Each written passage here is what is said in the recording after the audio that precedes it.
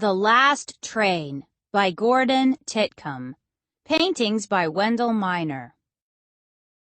The Last Train by Gordon.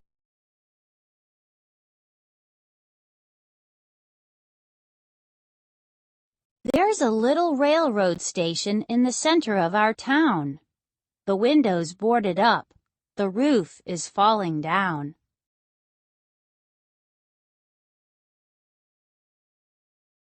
If you close your eyes and listen, you can almost hear the sound of those big iron horses rolling into town.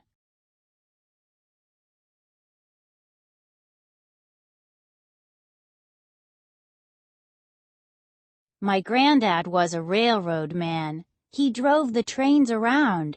My daddy, he sold tickets till they closed the station down.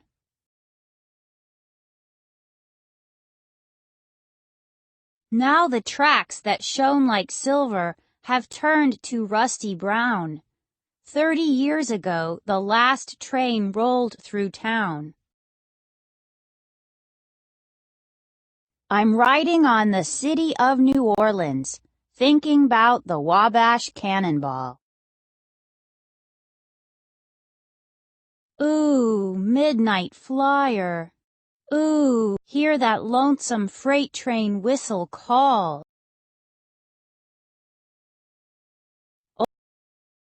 Old cigar box filled with memories, my boyhood souvenirs. The watch they gave my daddy when he'd put in 20 years. Now the flattened copper pennies look like little metal tears that a railroad cries before it disappears. A ticket punch that clicked 1,000,000 snowflakes every year. The faded union dues card of a railroad engineer. Each item marks a chapter in a story we hold dear, sweet memories of a railroad man's career. Oh, the brakeman with his oil can, the porter dressed in white. Oh, the brakeman with the fireman with his shovel full of jet black anthracite.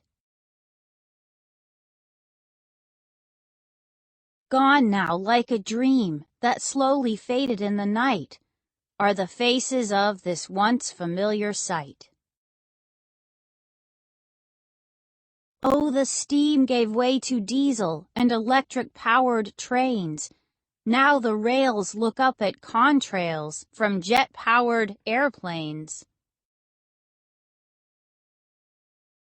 A blast of steam, the whistle screamed its mournful last refrains, long silent, though its echo still remains.